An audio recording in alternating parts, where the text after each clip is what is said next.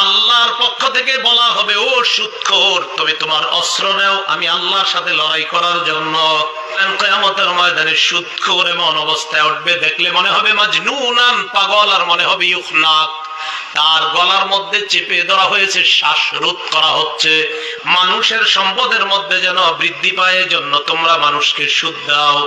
ফালা ইয়ারবু ইনদাল্লাহ, তোমরা যে সুদ মানুষকে দাও মানুষের সম্পদ বাড়ার জন্য, ফালা ইয়ারবু ইনদাল্লাহ, এটা আল্লাহর কাছে বাড়ে না, তোমাদের চোখে বাড়ে। আল্লাহ নবী বলেন, কোন এলাকার মধ্যে যখন দুইটা অপরাধ বেড়ে যায়, বলেন কয়টা?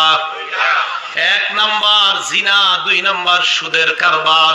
কোন এলাকার মধ্যে যখন দুইটা অপরাধ বেড়ে যায়, এক নাম্বার জিনা, দুই নাম্বার সুদের কারবার, ব্যভিচার, আর একটা হলো সুদের কারবার। সুদ আর এখন গোপনে নাই, মানুষ এখন প্রকাশ্যে সুদ খায়।